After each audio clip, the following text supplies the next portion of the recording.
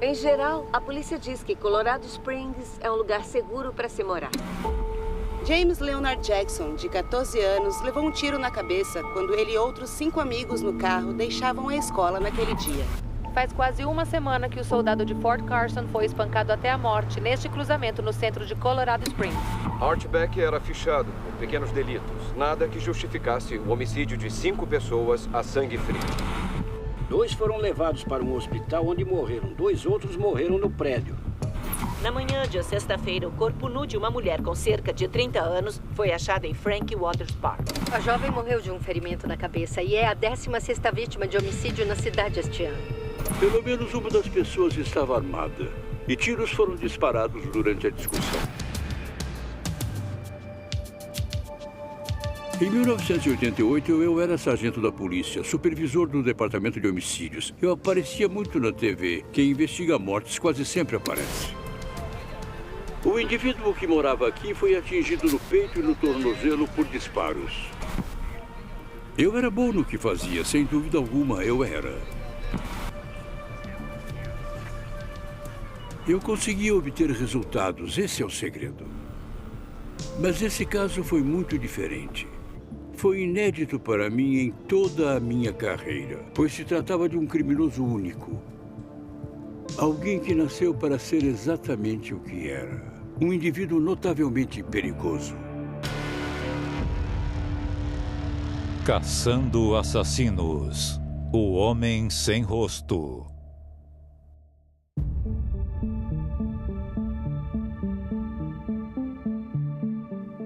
Em 1988, eu ainda morava em Colorado Springs. Os vizinhos sabiam o que eu fazia. Eles me viam no telejornal o tempo todo.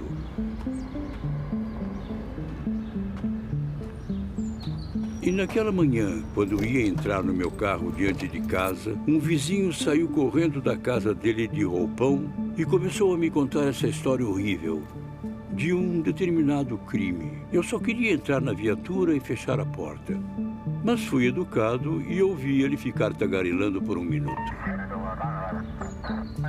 E aí ouvi pelo rádio do carro um raio-x 7, que era o meu indicativo na época. E eu atendi, era uma vítima de homicídio no beco do lado oeste. E aí eu olhei para o vizinho e disse, tenho que ir, até mais.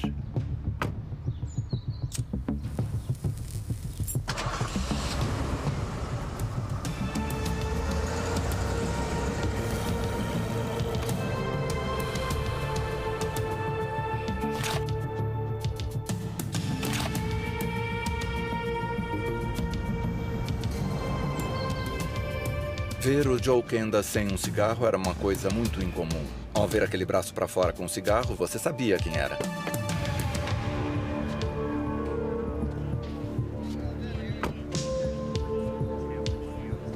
Sargento Joe Kenda, você fuma? Assim que eu saí do carro, uma repórter jovem me disse em tom de censura, você fuma. Eu olhei para ela e disse, querida, se você fizesse o que eu faço para viver, estaria fumando e inalando charutos. Agora saia do meu caminho. Nossa, você viu isso? Sargento.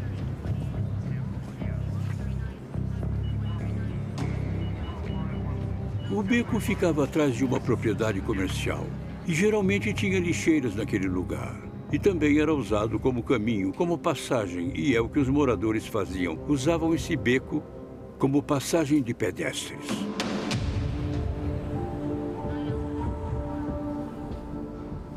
Todo homicídio afeta você de algum jeito. E esse eu preciso admitir, ao andar pela cena e ver como aquele monstro a deixou,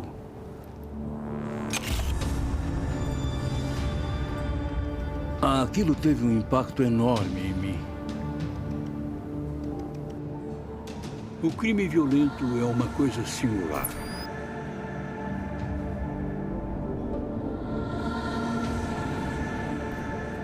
Quem já viu um nunca vai esquecer.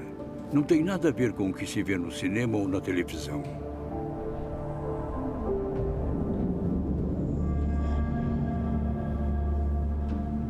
é muito mais do que feio.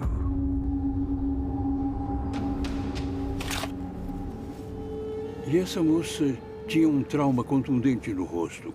Cortes, arranhões, escoriações. E estava esparramada no chão.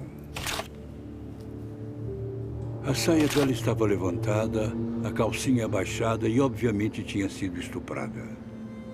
Quem deixa um corpo assim, em uma pose de estupro, o criminoso parecia querer comunicar a todos exatamente o que tinha ocorrido. As roupas dela estavam encharcadas de sangue. Ela tinha muitos ferimentos por tentar se defender. Não tinha um só centímetro do corpo dela sem algum tipo de marcas. Eu nunca tinha visto na vida um corpo daquele jeito.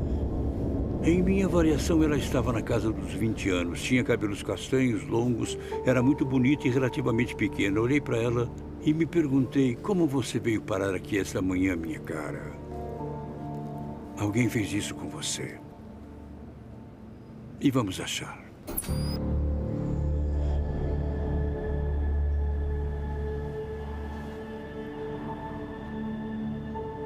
Estas são fotos originais tiradas na época, com os marcadores ao lado das provas. Ao chegar naquela cena, mal se vê os mocassins que estão no chão.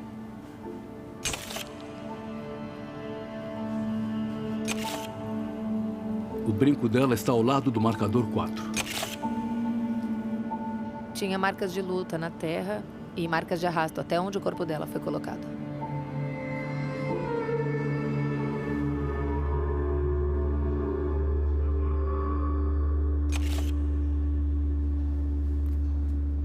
Nos fundos do beco há uma inclinação bem íngreme.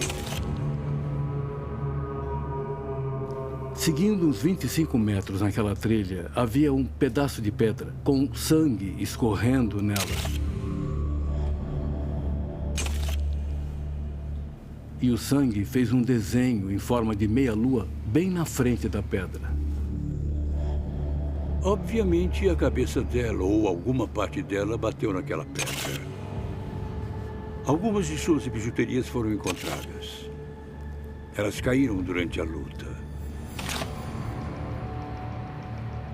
Também havia chumaços de cabelo, provavelmente do suspeito. Eram dezenas de fios que ela tinha arrancado enquanto lutava contra ele. Análises determinaram que eram masculinos e quimicamente tratados. Eu acho que eram descoloridos. Eram cabelos quimicamente tratados, pertencentes ao agressor. Isso era importante, porque poucos homens pintam o cabelo. Já dava para descartar muita gente.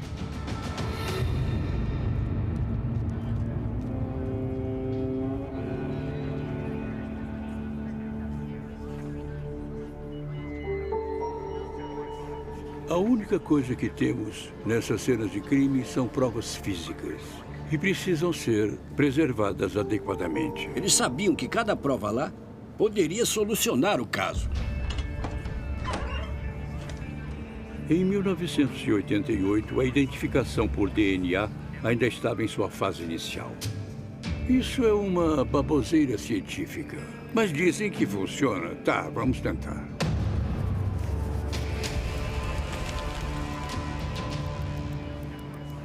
Às vezes chegávamos à cena do crime e estava tudo lá. Esse não era um desses casos. Não tínhamos nenhuma informação.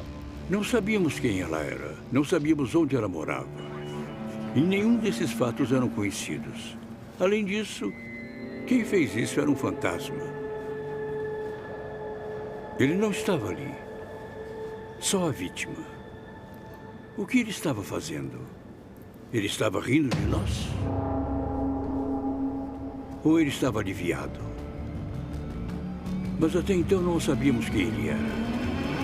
Não sabíamos. Só sabíamos do que era capaz. Não, eu não acredito! Me larga!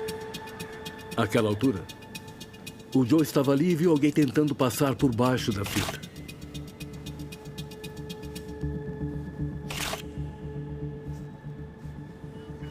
Vi a fita de isolamento da polícia. Passei por baixo dela, me aproximei do local e perguntei ao primeiro policial que vi se era homem ou mulher.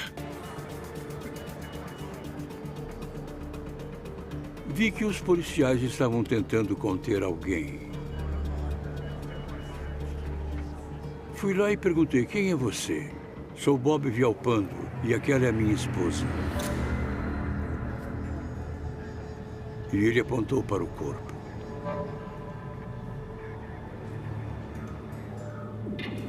E como você sabe isso, Bob? Eu vi o pé da Mary Lynn, reconheci as meias dela e soube na hora que era minha esposa.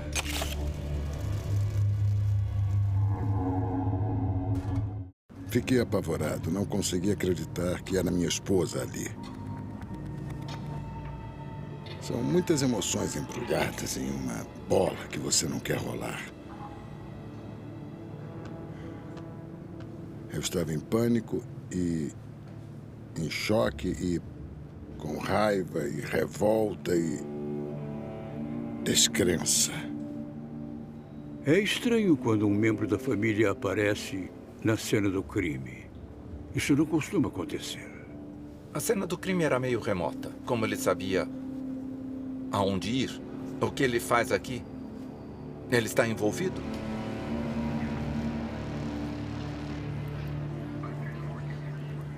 Eram muitos sinais de alerta. Tínhamos que descobrir por que ele estava lá e o que aconteceu para ele estar lá. E nós o pusemos numa viatura e o levamos à delegacia para conversar com ele. Estava pensando em juntar forças com a polícia. Tínhamos que descobrir quem tinha feito aquilo. E então me dei conta que provavelmente eu era o primeiro suspeito. Aí eu pensei, isso não é real, não pode ser. Isso só acontece em filmes. Como isso pode estar acontecendo?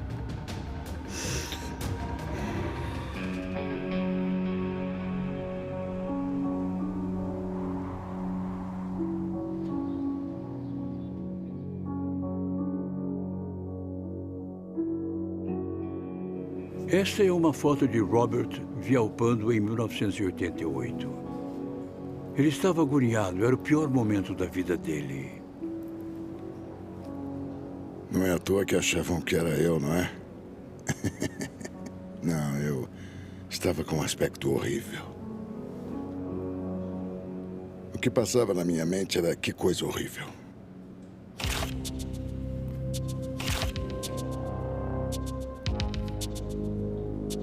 Na maioria dos casos, em casos como este, alguém ligado à vítima acaba sendo o responsável.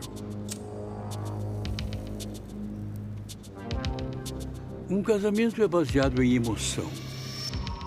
Seríamos tolos se não o considerássemos um suspeito.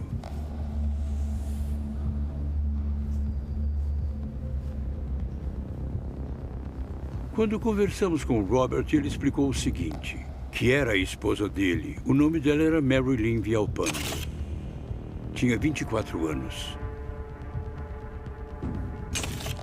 Eles tinham uma filha chamada Coral, que na época tinha 4 anos. Eles moravam a algumas quadras da cena do crime. Eram moradores típicos da Zona Oeste. Moramos na Zona Oeste nossa vida toda. Eu conheci a Mary desde o jardim de infância, na escola primária. E ela era a minha razão de viver. Era o meu amor. Eu precisava contar minha história para alguém, para que vissem que não era eu.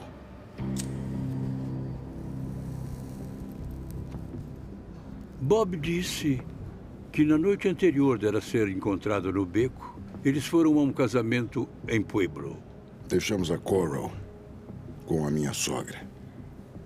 E fomos a Pueblo nos divertir no casamento de uma prima. E, de fato, nós nos divertimos muito.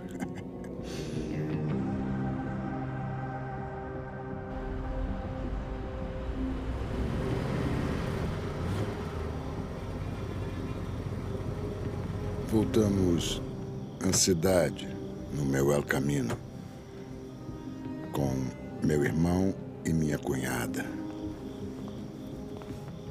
Eles estavam bem embriagados, então, em vez de ir para a casa deles, fui direto para minha casa, onde eles podiam dormir. E eles passaram a noite no quarto da minha filha. Quando chegaram em casa, ele notou que Marilyn não saiu do carro. E eu perguntei a ele por que ela fez isso. Ela pode ter ficado chateada, porque eu levei companhia para casa. Fui para dentro mostrar onde eles iam dormir. E quando voltei lá para fora, ouvi passos acelerados indo pela calçada. Ele disse que tentou ir atrás dela, mas tinha uma lesão no joelho e não a alcançou. Isso era bizarro. Era estranho para nós. Ele podia ter inventado uma mentira melhor. Ela era muito independente, era cabeça dura. Não era incomum ela clarear a mente, dando uma volta na quadra. Nós morávamos perto dos pais dela. Imaginei que ela ia ver a Coral e voltaria para casa com ela. Ou me ligaria de lá. A Marilyn conhecia a Zona Oeste como a palma da mão dela. Eu não estava nem um pouco preocupado. Eu não tinha motivos para me preocupar. Aí eu acordei de manhã.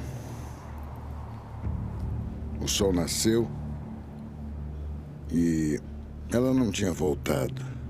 A primeira coisa que fiz foi entrar no carro e ir procurar. Fui até a casa da mãe dela.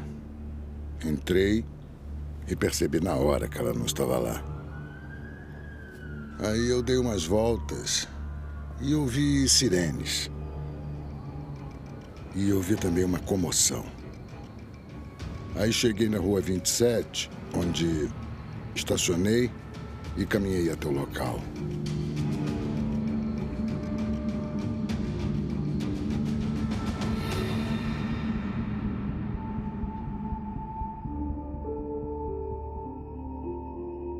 Ele contou uma história, mas eu não estava convencido. E até eu me convencer, ele podia ser o assassino.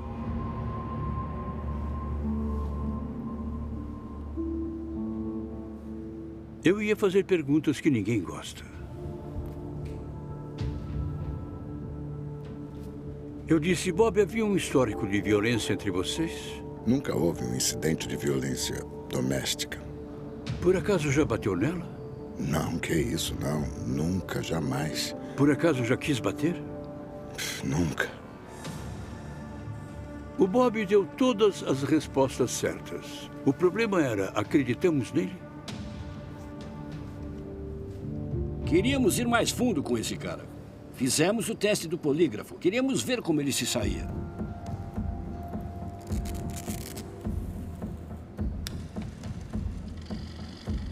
Fiz o teste do polígrafo no primeiro dia.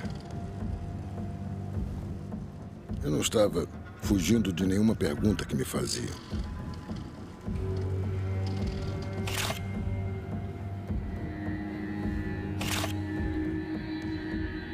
Eu respondi a tudo com sinceridade e não via como eles não acreditariam.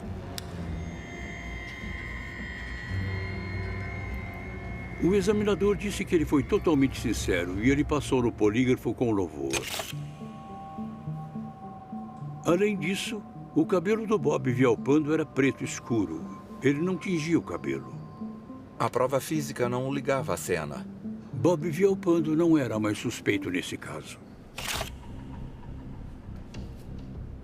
Eu não senti o peso ser tirado das minhas costas. Só me lembro de dizer a eles, precisamos encontrar o desgraçado que fez isso. Estão perdendo tempo comigo. Conversando com Bob, soubemos mais sobre como ela estava vestida e o que levava no momento. Ele disse que estavam faltando algumas coisas que não vimos no local. A Marilyn tinha uma jaqueta jeans e as alianças dela de casamento e de noivado. A polícia me pediu para descrever as joias e fazer um desenho delas. Eu lembrei bem dos anéis. Um deles era espinha de peixe, de ouro, 18 quilates com 3 diamantes. Roubo e agressão sexual raramente andam juntos. E aí eu me perguntei se foi uma lembrança levada pelo criminoso como forma de reviver o momento. Será que seria isso?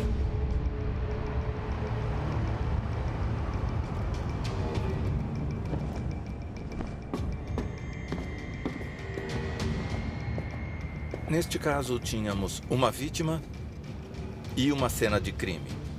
E não sabíamos bem o que tinha acontecido.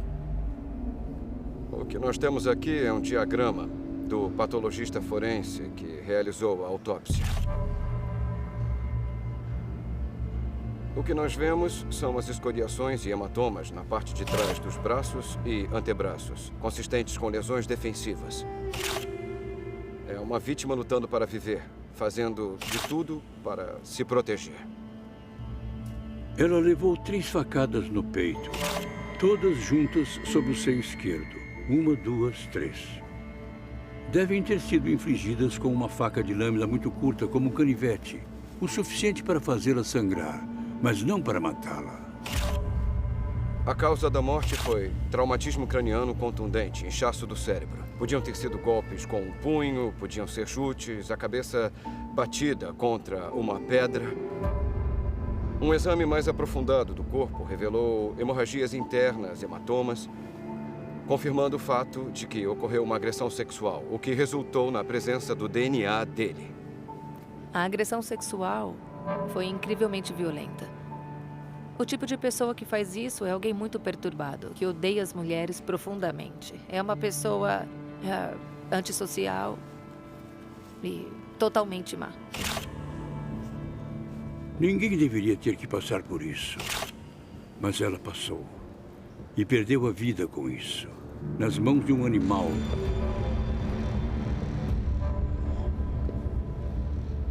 Que não deve ter permissão para estar entre nós. É quando você começa a dizer, não é um suspeito, é um monstro.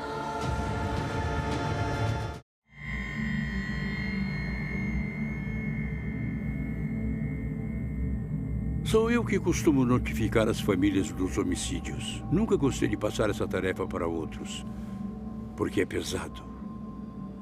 Então eu fui falar com os pais de Marilyn. A polícia veio falar com a gente. Ficamos todos em choque e entorpecidos. Parecia que eu tinha sido varrida da face da terra ou coisa assim. Você nunca pensa que isso vai acontecer na sua família. Foi muito irreal.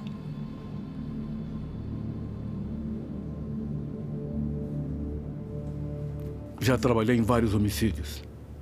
Mas foi a primeira vez que estava presente quando avisaram os membros da família. E...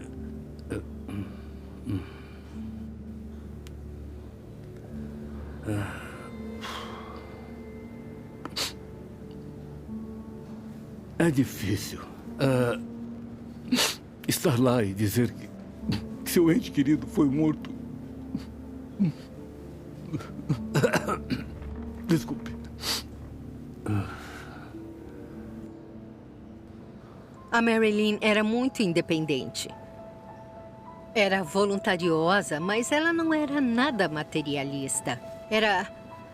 Era um espírito livre, gostava da vida. Ela curtia o Pink Floyd, sabe? Não dá para ser melhor que isso. Ela era muito ativa. Fez parte da equipe de atletismo no colégio e se saiu muito bem. Essa é a foto de formatura dela. Começamos a namorar depois do ensino médio. Marilyn era uma garota muito linda, muito linda. Ela era atlética e tinha a pele cor de caramelo. Super simpática, de fácil convivência. A gente se apaixonou. Depois de algum tempo de casada, ela decidiu fazer faculdade. Ela queria muito estudar medicina esportiva. A faculdade era um pouco distante e ela ia de bicicleta todo dia, com neve, com chuva, mas ela estava determinada a obter aquele diploma para ter uma vida melhor. A Mary e eu tivemos uma filha. A Mary Lynn levava a Coral para onde quer que fosse. Quando ela andava de bicicleta, a Coral ficava no assento de trás. Eu estava muito feliz por ter uma filha pequena e uma esposa jovem.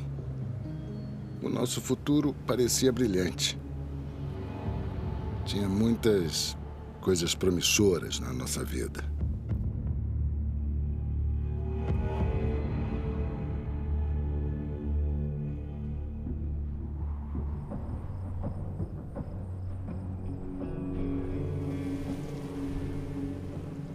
Em um caso como este, temos que descobrir se alguém viu ou ouviu alguma coisa. E como se faz isso? Estudando a vizinhança. Eu olhei no entorno da cena do crime e fazia um desenho de cada janela que pudesse ver aquele crime. Eu disse aos meus investigadores, poderia haver um rosto por trás de qualquer uma dessas janelas vendo isso acontecer. E encontramos uma jovem, Cindy Hyatt, que na época tinha 12 anos. Em 5 de junho de 1988, eu estava com a minha irmã e o namorado dela no apartamento deles. Ele ficava numa colina com vista para Colorado City. E tinha um beco lá embaixo. Naquela noite, eu não estava dormindo muito bem e as janelas deviam estar abertas porque era início do verão.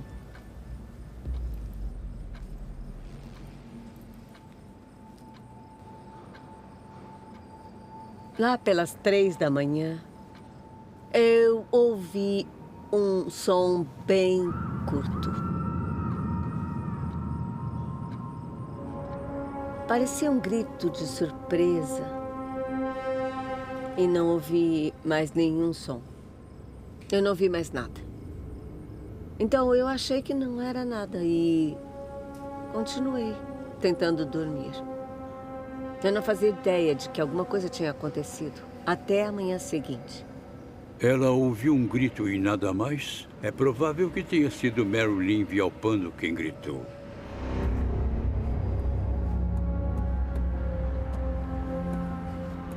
Houve uma agressão, uma mulher estuprada e morta. A primeira coisa que pensamos é, o agressor ainda está por aqui e temos que nos preocupar com ataques a outras mulheres? Esperávamos que o responsável por esse crime já tivesse experiência nisso. Então começamos a procurar homens na vizinhança fichados por algo parecido. Vamos reunir os suspeitos de sempre e ver o que acontece.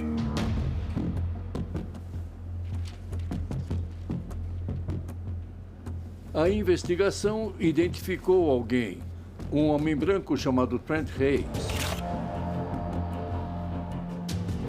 24 horas após a descoberta do corpo de Mary Lynn Villalpando, ele foi preso por embriaguez na altura do 2700 na Avenida Colorado. E então, Sr. Hayes, quem é o senhor?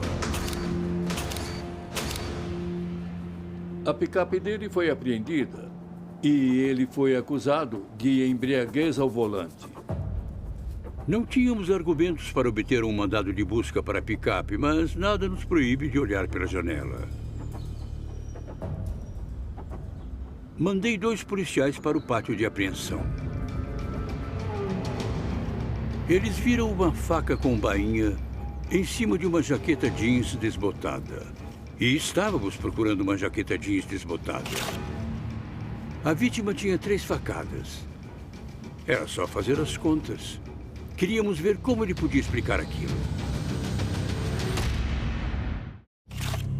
Estávamos investigando um homem de 28 anos chamado Trent Hayes, que foi preso por embriaguez ao volante 24 horas após a descoberta do corpo de Mary Lynn Villalpando no local onde ela tinha sido morta. Ele está revisitando o motivo por que bebeu? Era hora de Trent explicar tudo isso.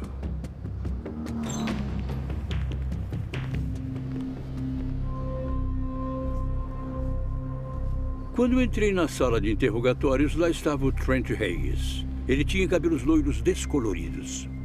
Uau! Ele tinha uma jaqueta jeans e uma faca. Ele estava na área. Havia algumas coisas que se encaixavam.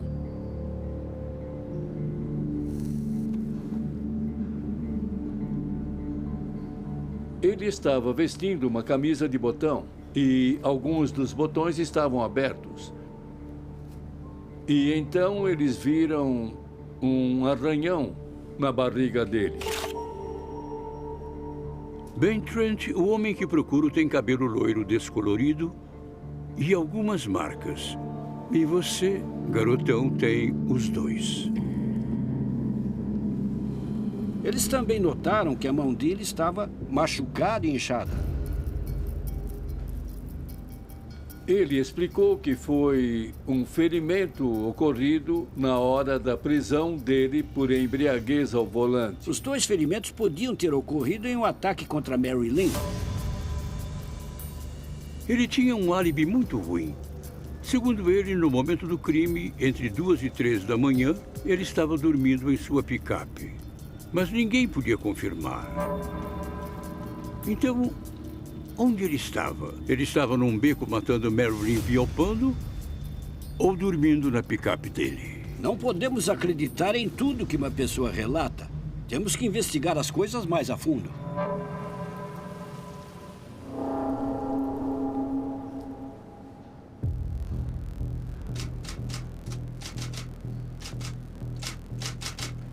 Tínhamos muitos indícios circunstanciais, mas nada que se sustentasse num tribunal.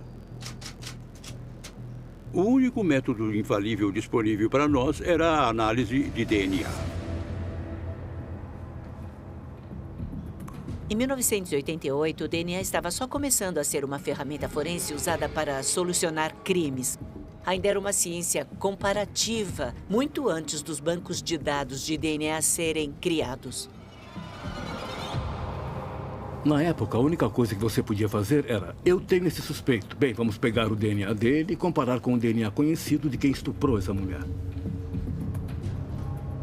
Em 1988, havia apenas uma opção para testes de DNA. A Cellmark Diagnostics, que ficava em Chambersburg, em Maryland, era o único laboratório nos Estados Unidos que fazia exames de DNA na época.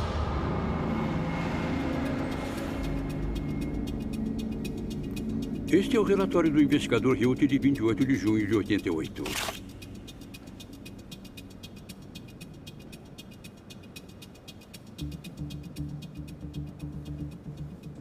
Sr. Hayes para coletar uma amostra de saliva. Os testes de DNA em 88 exigiam uma grande quantidade de DNA.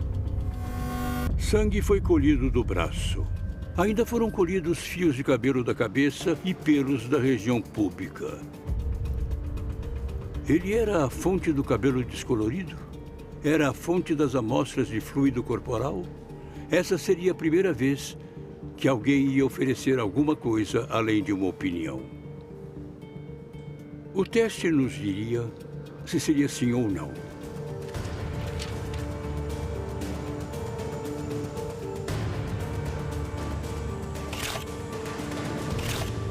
Não era ele. Apesar de todas as provas circunstanciais, ele não era o cara. Ponto final.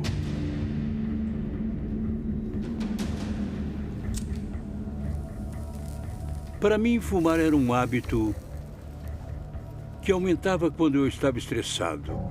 E dava para saber o meu nível de estresse pela quantidade de bitucas no meu cinzeiro. Um dos meus homens me disse uma vez: precisa de um cinzeiro maior ou precisa parar de fumar. Ele tinha razão.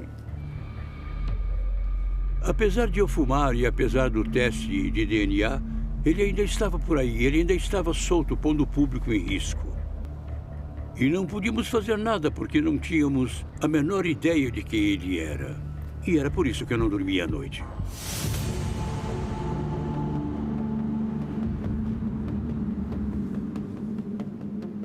Parte da investigação era vasculhar toda a vizinhança em busca de possíveis testemunhas. E no entorno só havia comércio e a maioria das lojas estava fechada. Então, para onde ela teria ido?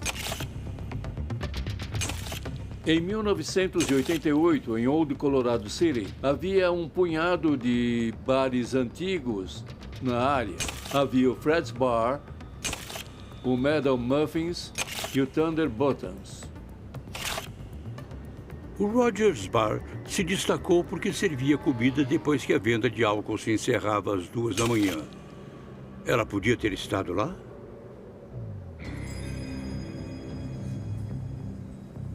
E foi o que fizeram. Eles foram ao Rogers Bar e conversaram com a bartender de lá. Ela disse que se lembrava de uma mulher que entrou naquela noite e não tinha certeza se era Mary ou não. Ela não sabia dizer. Mas ela tinha entrado e saído pela porta dos fundos, que dava para o beco.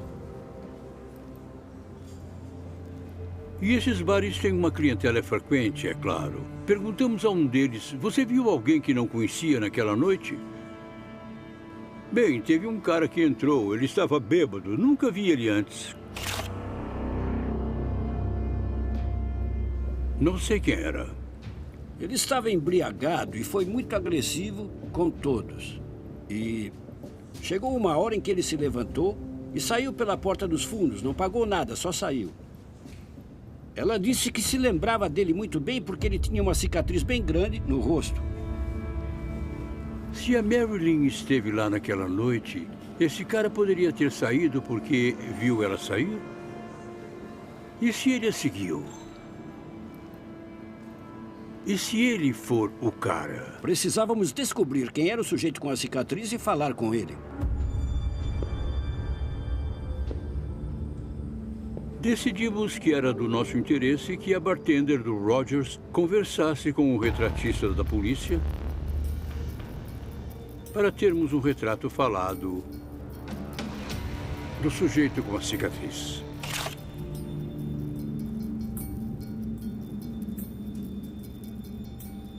A bartender afirmou que a imagem produzida pelo retratista era precisa.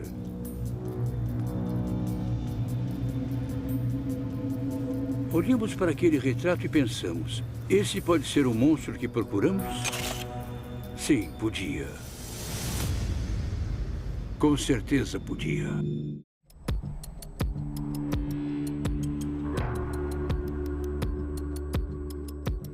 Quando me designaram como investigador no homicídios, pensei em jeitos de melhorar a organização para produzir melhores resultados.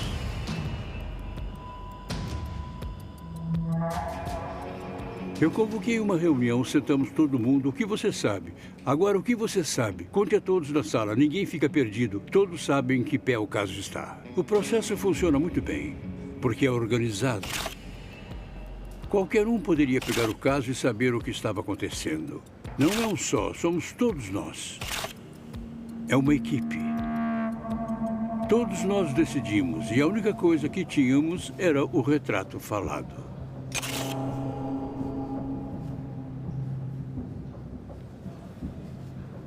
Distribuímos o retrato falado.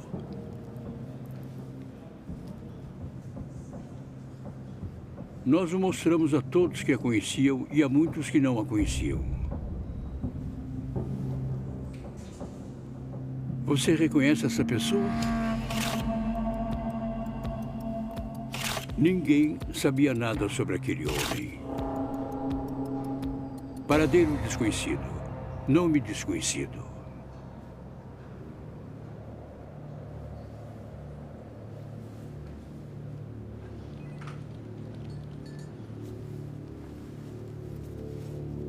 Era um caso que não ia a lugar nenhum. Não tínhamos suspeitos, não tínhamos informações, não tínhamos boas pistas concretas. O que estávamos procurando? Que tipo de pessoa faz isso?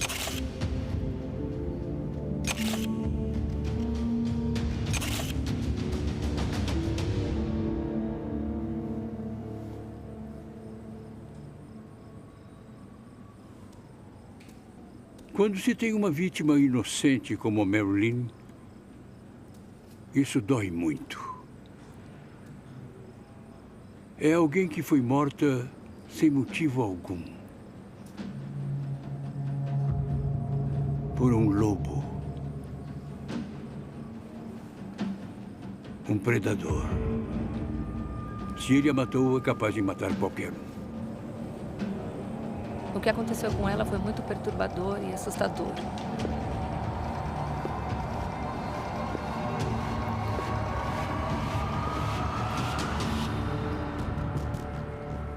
Acho que ninguém pode imaginar esse tipo de mal acontecendo no seu próprio quintal. Psicopata, monstro, pervertido sexual. De onde vinha essa pessoa? Quem era esse animal? Quem era esse monstro?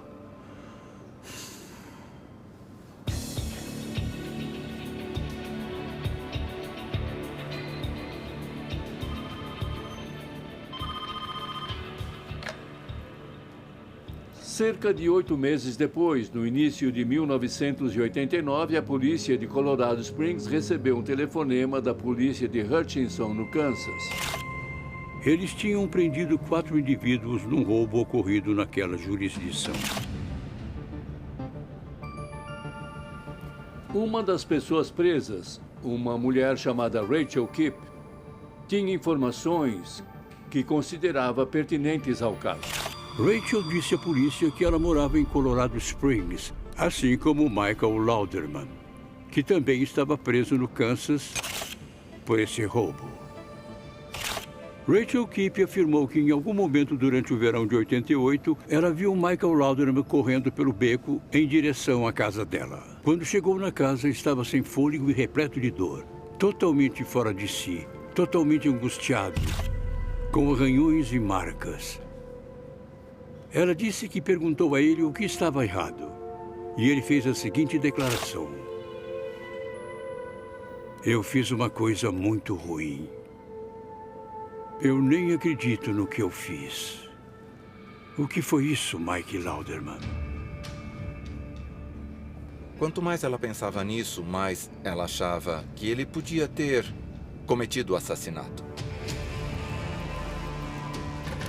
E eu disse a esse sargento da polícia de Hutchinson: "Tenho 2 investigadores entrando num carro agora. Eles chegarão em 7 horas.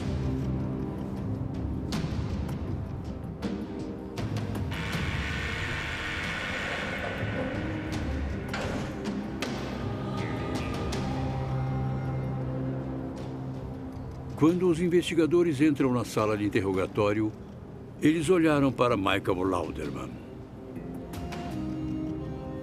E o que ele tinha do lado esquerdo do rosto?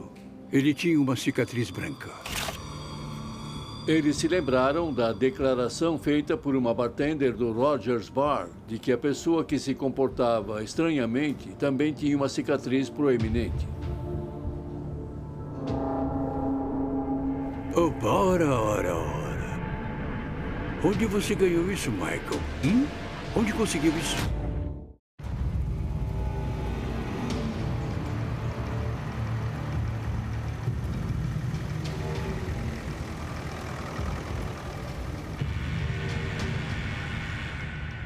Tinham-se passado 8 meses desde o assassinato de Marilyn Villalpando. Mas tivemos uma grande pista para o caso. Um jovem de 25 anos chamado Michael Lauderman.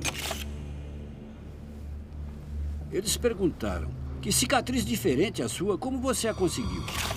E ele disse: "Há 3 semanas eu estava furtando no Kmart. Fugi do segurança e brigamos, e foi assim que consegui essa cicatriz no meu rosto. Tínhamos que investigar mais." Ele reconheceu que, de fato, estava em Colorado Springs no horário do assassinato e que estava hospedado num hotel praticamente a 1 quadra da cena do crime. Ele se colocou na área do crime. Mas foi só o que ele fez. Ele negou qualquer envolvimento no assassinato. Não é coincidência demais ele estar a menos de 1 quadra de onde esse crime aconteceu e dizer: "Fiz uma coisa horrível"? E ele estava sangrando. Tinha que ser o cara. Àquela altura era suspeito demais. Decidimos coletar algumas amostras de DNA, mandar para o laboratório e ver se combinava com o DNA encontrado na cena do crime. Ele cooperou e forneceu as amostras. Enviamos elas para Cellmark Diagnostics em Maryland e aguardamos os resultados. Quando envolve DNA, foi você ou não foi? É preto no branco. Mandamos o DNA para Cellmark e a resposta? Não era Lauderman. Não era o DNA dele. Lauderman pode ter feito uma coisa horrível, mas não foi matar Marilyn Villalpando. Ele não fez isso. Michael Lauderman foi excluído. Trent Hayes foi excluído. Àquela altura, fiquei surpreso. Foi um choque saber que um deles não era o culpado. E, de fato, ele não era.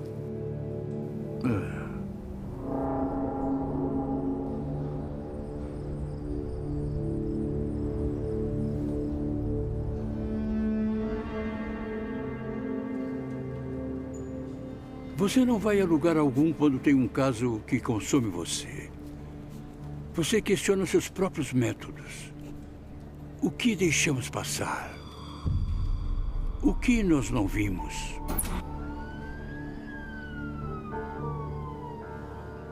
Não estávamos mais perto da solução do que na manhã em que encontramos o corpo. Estávamos num beco sem saída. Não havia mais nenhuma pista para seguir. O fato é que o caso acabou esfriando. E odeio dizer isso, mas ele ficou inativo.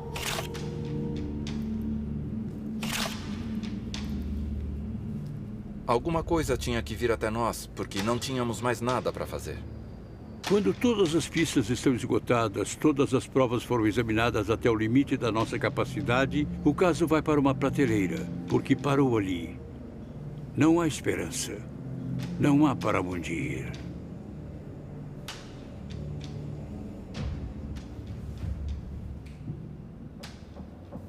Com o passar de dias, semanas, meses e anos sem solução para o caso, a família nunca tem um desfecho e tem que conviver com isso todos os dias.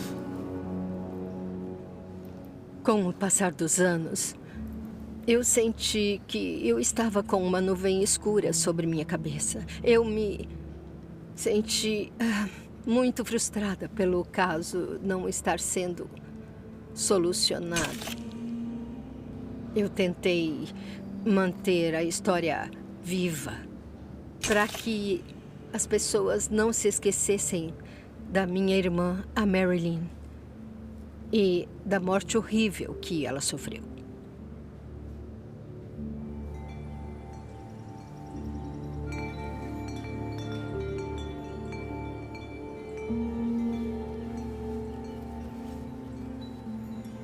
Não dá para viver em paz depois de uma coisa assim.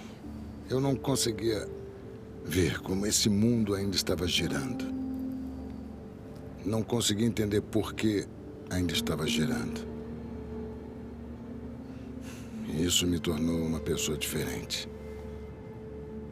Levou um pedaço do meu coração embora. E é difícil viver sem o coração inteiro.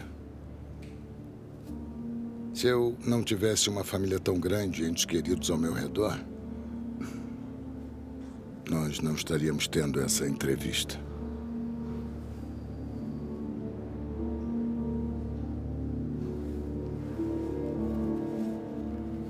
Eu simpatizo com o Bob Villalpando até hoje. Considerei isso culpa minha. Não pude encerrar o caso para ele. E me senti péssimo com isso. E me senti péssimo por fazer ele sofrer durante o processo de determinar se ele era ou não suspeito.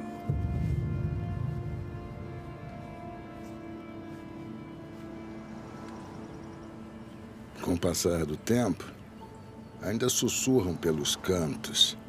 Muitos achando que eu podia ser o culpado, sei lá. O Bob, por todos esses anos, viveu a suspeita de ter matado a Mary. E existiam pessoas na comunidade convencidas de que o Bob tinha cometido o assassinato.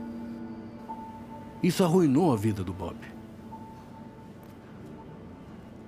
Eu tive que entregar ao Tribunal Superior, pôr nas mãos de Deus, torcendo para a justiça prevalecer lá, por nunca imaginar que prevaleceria aqui.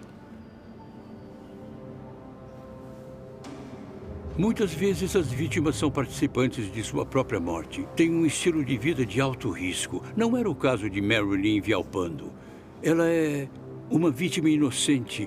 Esse caso foi importante e frustrante para mim, pois não consegui solucionar. E por conta disso eu jamais esqueci. Mas não desistimos. É um assassinato.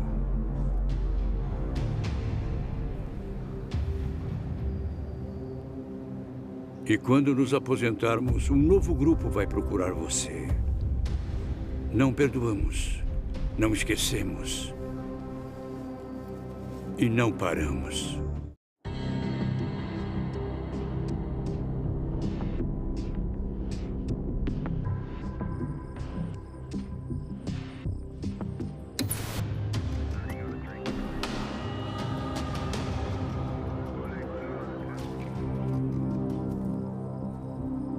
É muito estranho voltar ao local mais de 30 anos depois.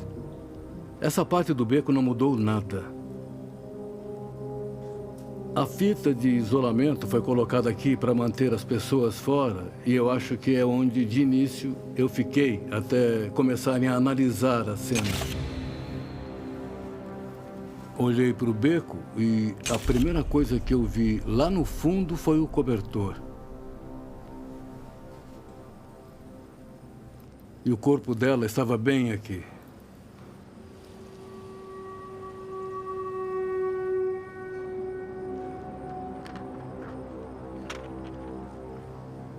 E dá para ver esse vertedouro de cimento e dá para ver aqui também. O corpo dela estava na base de onde começa a inclinação.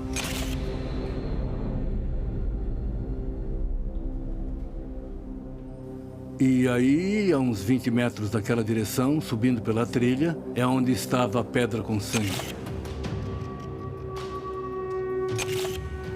E algumas joias dela.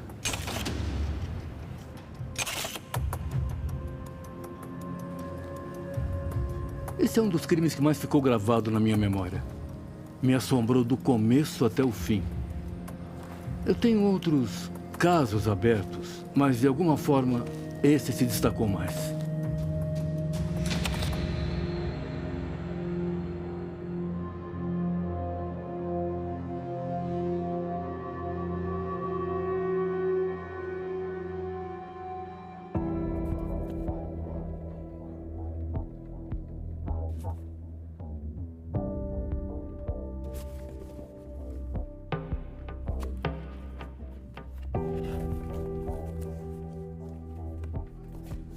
Dentre as investigações pelas quais fui responsável, 31 estavam sem solução em 1º de setembro de 1996, o dia em que me aposentei.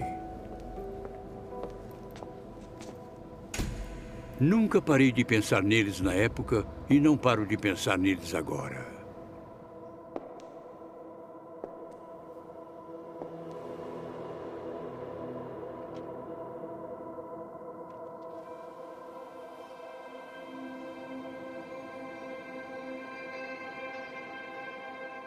O que você sentiu em relação à dívida com as vítimas de casos abertos como a Marilyn?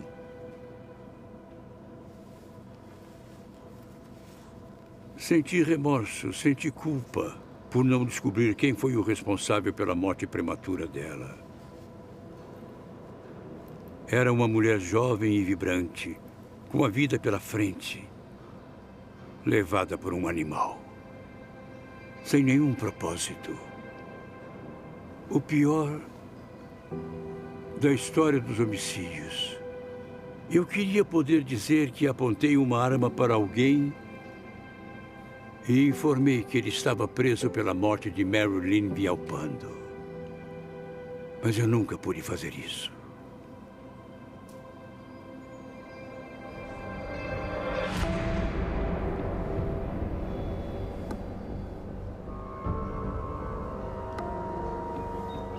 Com o passar do tempo, a polícia de Colorado Springs formou uma unidade de casos não solucionados.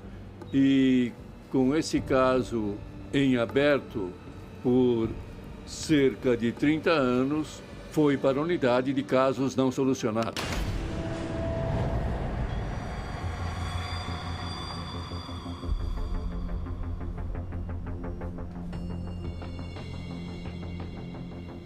Meu nome é James Ashram, sou conhecido por Jim. E por volta de 2016, assumi um cargo na unidade de casos não solucionados. Eu fui atraído para essa posição porque considero homicídio como o maior crime. E os investigadores de homicídios são os maiores investigadores.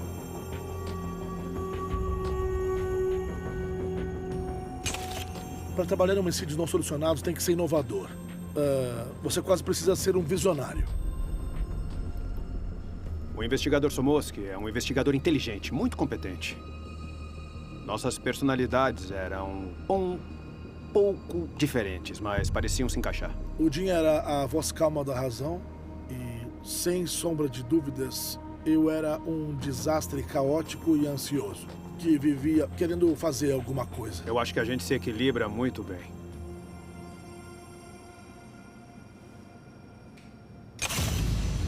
Em relação ao caso Villalpando, o que me chamou a atenção foi quando peguei as fotos da cena do crime no arquivo de provas. Foi um homicídio brutal e, para mim, mostrava que um assassino psicopata estava no beco naquela noite. O criminoso era perspicaz, vivia em movimento, procurando uma vítima. Quem era essa pessoa que aquelas lendas não conseguiram identificar, que eles não encontraram, que ninguém pôde acusar? O que manteve esse caso vivo foi que, em 88, todos os envolvidos, desde o tenente Kenda e o até então promotor distrital Dan May, sabiam que o DNA estava chegando. A presença de DNA masculino na vítima, a Marilyn, nos deu esperança e foi a chave de todo o caso.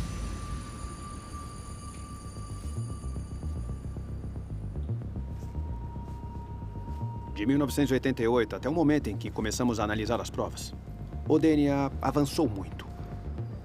Quem era acusado de um crime e levado para a cadeia local tinha o DNA coletado e era inserido no Codes.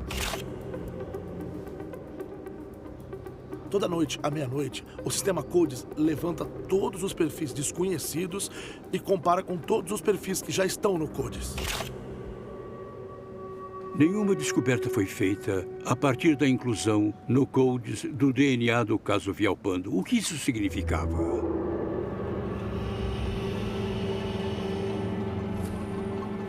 Como investigador, você começa a se perguntar: esse cara é tão bom assim? Por que ele nunca foi preso?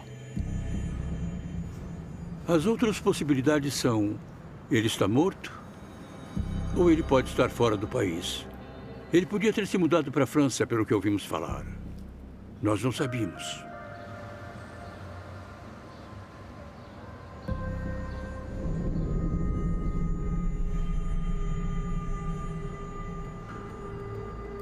Não dá para esperar para sempre e acredito que é preciso inovar para achar um jeito de levar as coisas adiante. Em 2017, usávamos uma nova tecnologia na época chamada fenotipagem, um retrato genético fornecido pelo laboratório Parable.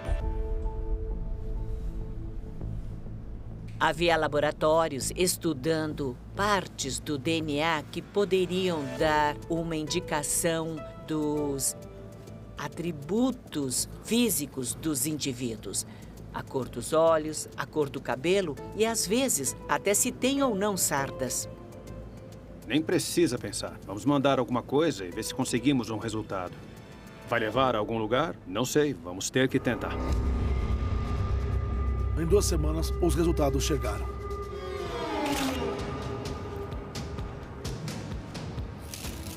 Nos perguntamos por 30 anos como era o sujeito. E estávamos prestes a descobrir.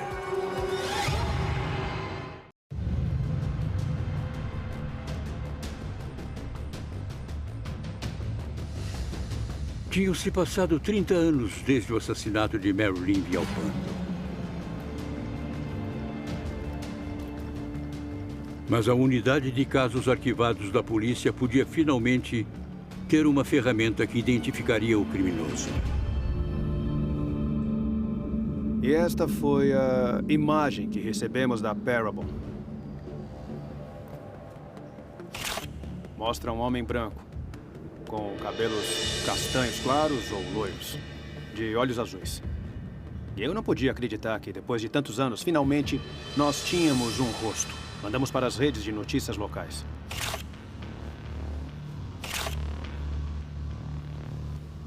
Foi exibido em todo lugar. Eles colocaram no Facebook. Mas depois que o retrato do fenótipo foi divulgado pela polícia, não recebemos pista, nenhuma ligação. Nada.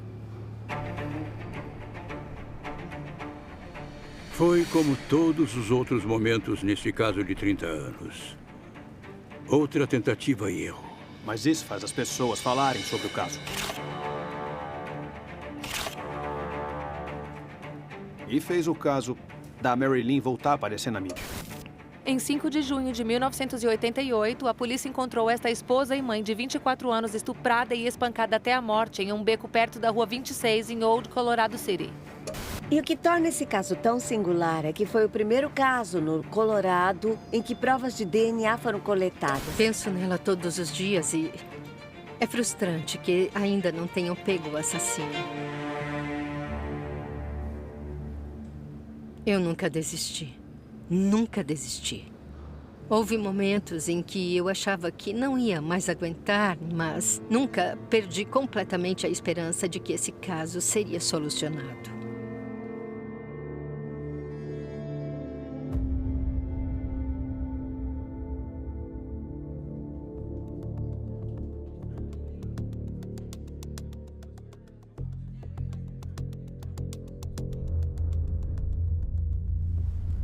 Eu recebi a mensagem de um coordenador do Codes, dizendo que havia uma correspondência no caso. A amostra foi inserida por volta da meia-noite. Às 4 da manhã havia uma correspondência no caso. Quando eu desliguei o telefone, estava em êxtase. Finalmente, o suspeito identificado com uma pista real que podíamos trabalhar. Eles me ligaram e disseram: Dan, pegamos o nosso homem. Naquela hora eu só falei: pegamos? E quem é?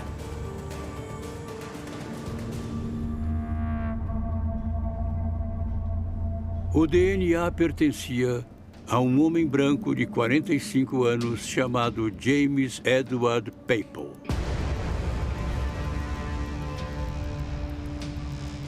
Quando disseram James Papel, eu nunca tinha ouvido falar do cara, não me lembrava ninguém. Quem era esse homem? Examinei esse caso de cabo a rabo. Eu nunca vi o nome dele aparecer em nenhum lugar.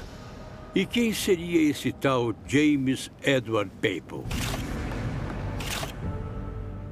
Quando vi a data de nascimento, sabendo que o crime tinha ocorrido em 1988, e por esse motivo eu calculei que ele teria 15 anos na época do homicídio. Então eu tive que olhar 2 vezes.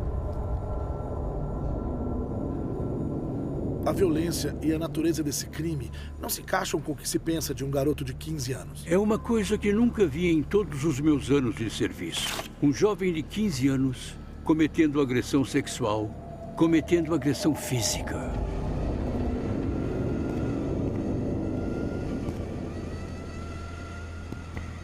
É inédito. Eu nunca ouvi falar.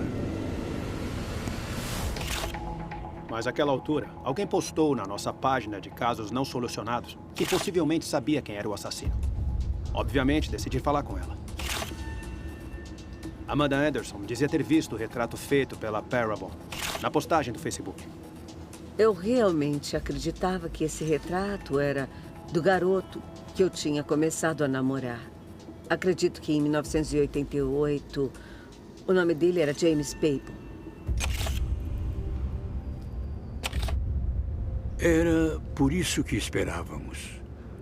Um ser humano que eu conhecia e sabia que ele estava em Colorado Springs em 1988.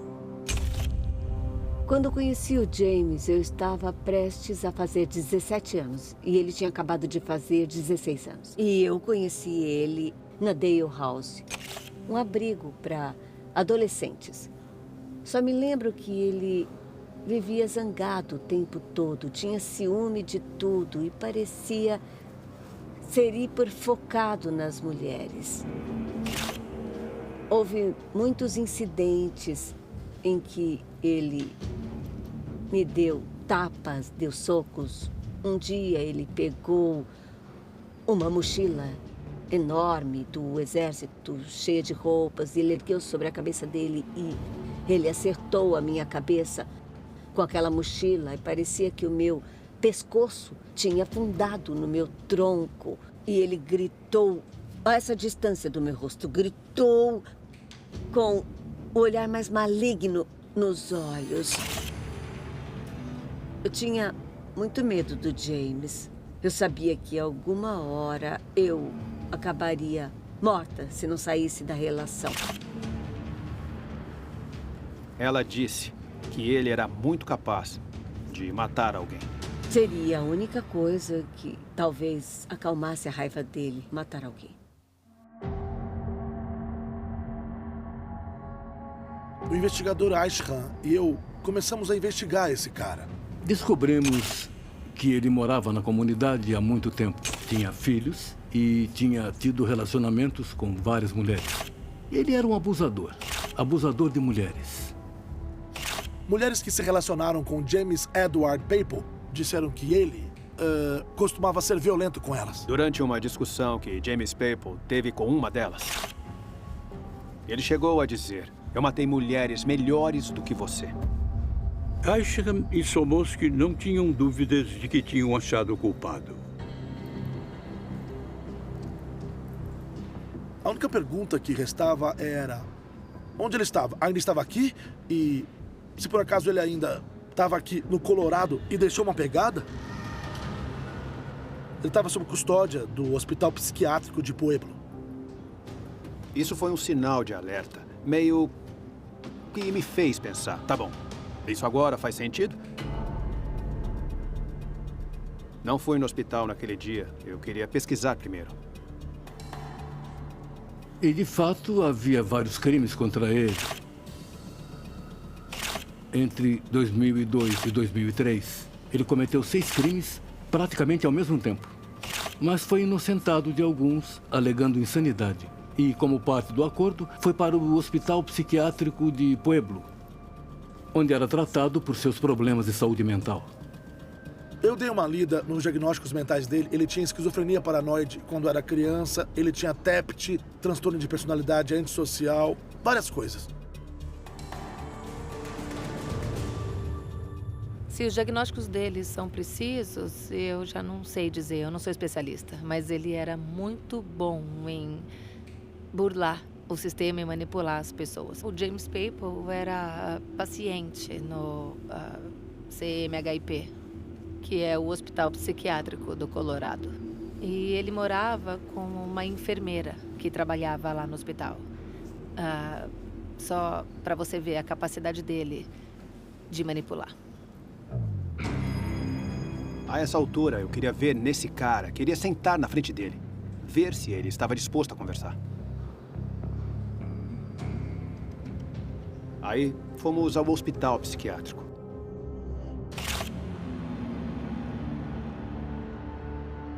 Assim que o James chegou, ele acabou vindo direto para mim, perguntando do que se tratava. Dava para ver que ele estava muito nervoso.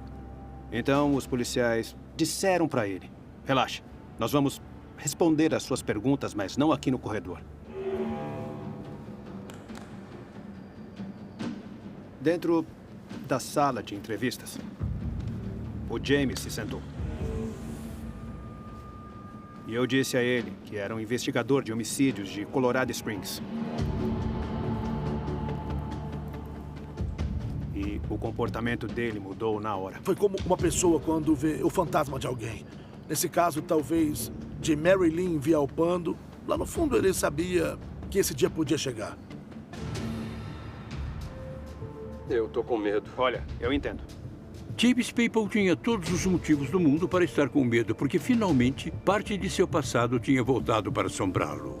E 2 homens sentados na frente dele pareciam estar cientes disso.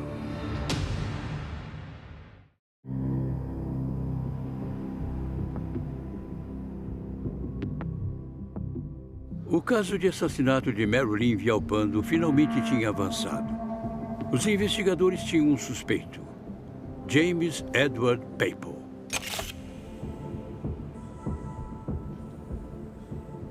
Agora eu vou ler os seus direitos. Já leram pra você antes? Há muito tempo, mas eu não me encrenco faz uns 15 anos.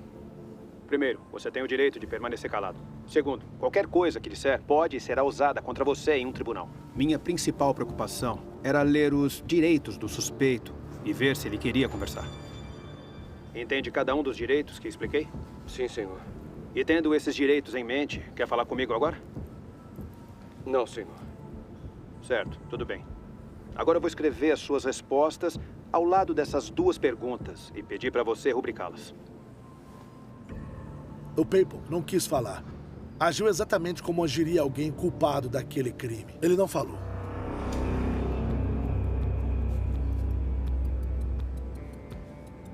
E a outra coisa que eu quero é coletar o seu DNA. Tem uma ordem judicial para colher sua saliva. Precisávamos de uma amostra do DNA dele para confirmar o que a correspondência do Codes indicou. Eu coloquei as luvas, eu colhi a amostra, lacrei a amostra e esse tempo todo o James me fazia perguntas. Já que solicitou um advogado, eu não posso responder a muitas perguntas. Eu entendo, deve ter muitas perguntas, mas já que assinou a sua escolha, acho que terminamos aqui. Olha... Tudo bem.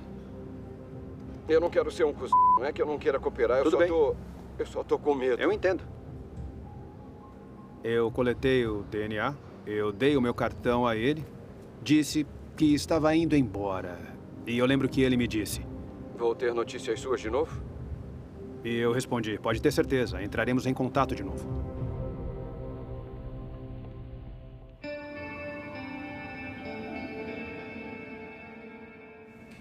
Depois que enviei a amostra de DNA para comparação, ia levar 2 semanas para ter os resultados. Portanto, a prioridade seguinte era encontrar qualquer amigo ou então parente de James Papal. Começaram a procurar alguém a quem ele tivesse confessado. Encontramos a mãe de James Papal. Ela ainda morava em Colorado Springs.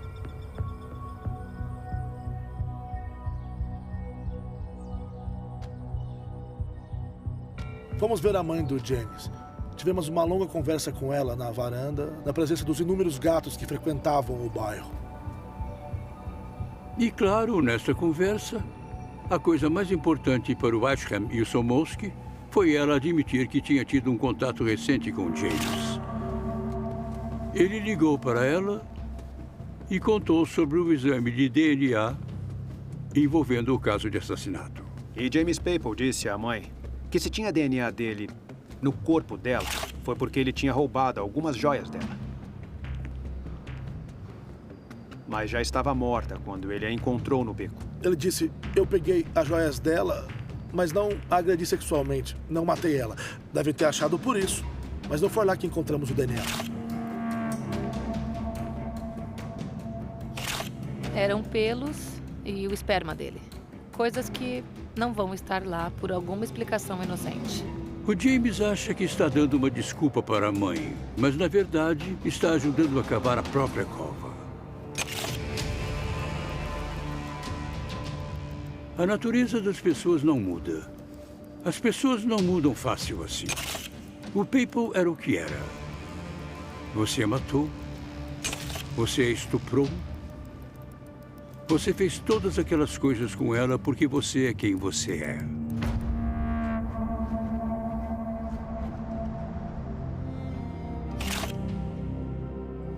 Depois de 2 semanas esperando pela confirmação do DNA, recebemos outro telefonema, dizendo que tínhamos uma correspondência. Sabíamos que tínhamos pego o cara. Vários fios foram reenviados e eu avaliei o potencial de DNA.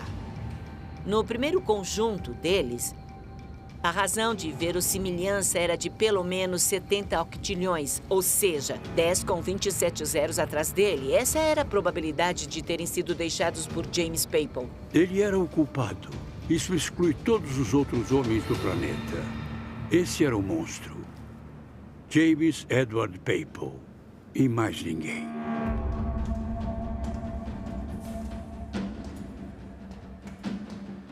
A prisão foi dentro do Hospital Psiquiátrico de Pueblo por homicídio doloso. Ele foi levado para o Centro de Justiça Criminal do Condado de El Paso em seguida. Essa é uma foto de James Edward Papal logo após nós termos feito a prisão. É visível uma tatuagem no lado direito do pescoço com a palavra sortudo em um trevo. Ele teve sorte até então, mas precisava mudar a palavra na tatuagem de sortudo para azarado.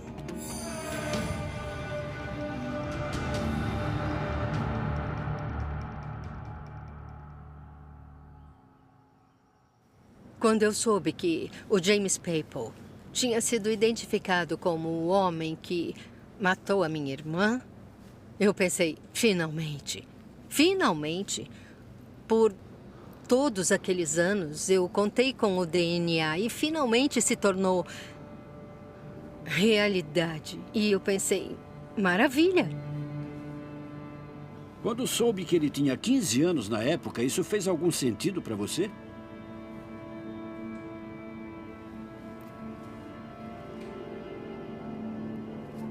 Nada fazia sentido para mim. Eu não acreditei.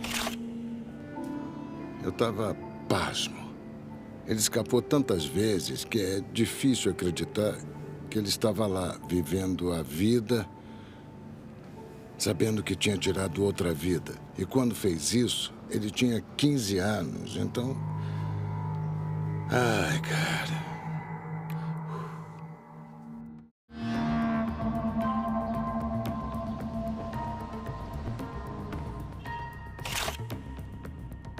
Papel foi acusado de homicídio doloso. A justiça determinou que ele devia ser julgado e sentenciado como um adulto. Ele se declarou inocente por motivo de insanidade. Sei que ele não era insano quando matou Marilyn Villalpando. Acho que ele era um monstro violento. Uma coisa que sabíamos é que a alegação de insanidade tinha funcionado para ele no passado. Funcionou uma vez, poderia funcionar de novo. Ele era muito inteligente. Sabia como manipular o sistema. Em parte, eu fiquei muito feliz por poder responsabilizar esse homem e levá-lo à justiça. Eu vou pegar esse desgraçado. Começamos a escolher um júri e então houve uma exposição à Covid. E o juiz cancelou o julgamento. Aí o réu decidiu se declarar culpado. Acho que o James Papel aceitou um acordo porque, quando foi confrontado com os fatos do caso, quando pôde ver a quantidade impressionante de provas, soube que ia ser difícil contestar.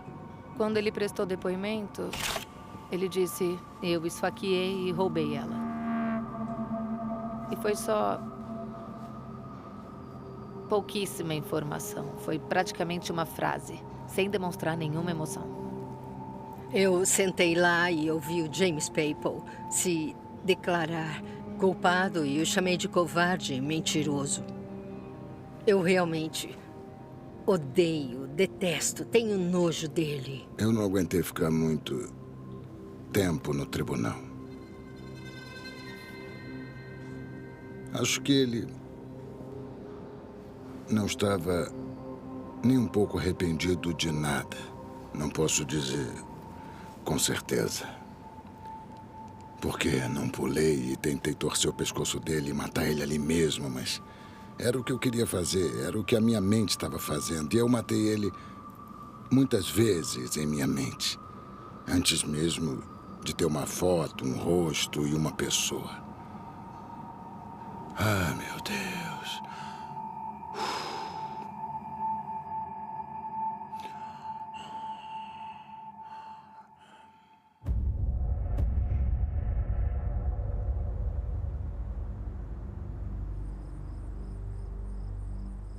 Nas primeiras horas da manhã de 5 de junho de 88, Marilyn Villalpando saiu do carro e correu pela rua.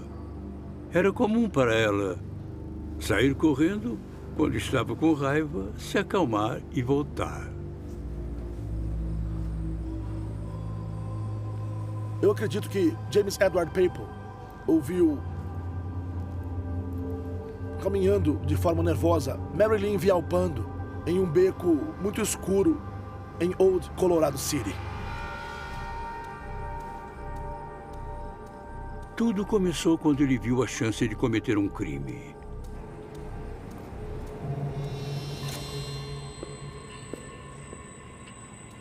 Ela era bonita, era pequena, era alguém que ele podia controlar.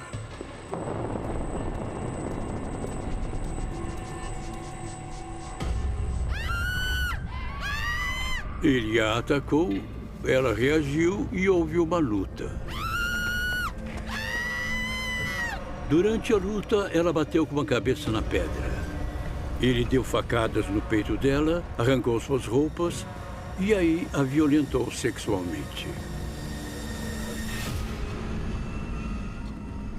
É muito claro que, então, ele a colocou na posição em que a encontramos. Totalmente exposta. Ele não passa de um monstro. Ele tem um ódio profundo pelas mulheres. Isso vinha do abandono da mãe dele, quem sabe? A questão é, ele é o que ele é. O que fazemos com ele agora?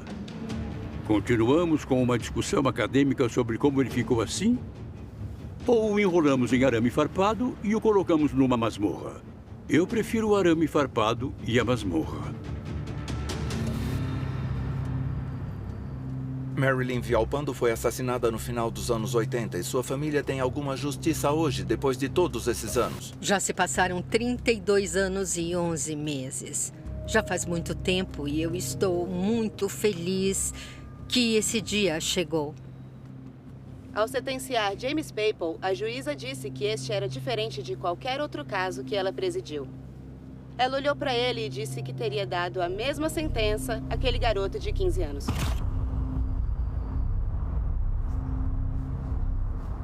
Não me faz sentir melhor.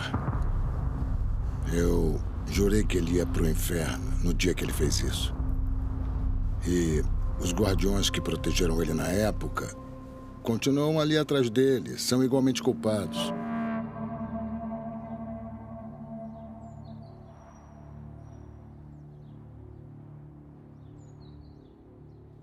Eu simpatizo totalmente com Robert Villalpando. Você fica totalmente impotente quando um predador tira tudo do seu ente querido. Ele tirou um anjo desse mundo, tirou a minha vida, a vida da minha filha. A Coral foi muito amada, mas não se compara ao que ela poderia ter tido.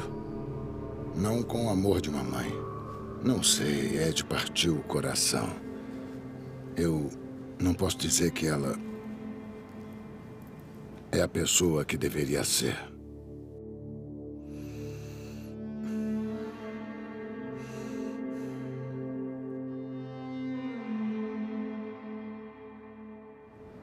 Muitos me perguntam se eu tive um desfecho e a resposta é não. Realmente não há um desfecho. A minha irmã ainda está morta.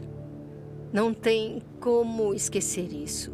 Devo dizer, contudo, que desde que o James Papel foi condenado e mandado para a prisão, eu sinto muito alívio. Aquela nuvem negra não está mais sobre a minha cabeça. Quando você sai de um caso de assassinato não resolvido, o responsável por aquele crime, para todos os efeitos, escapou impune. Ele matou e não foi punido. E para esse criminoso, eu desejo uma morte sofrida e cruel. Ele com certeza merece. Versão brasileira DPN Santos.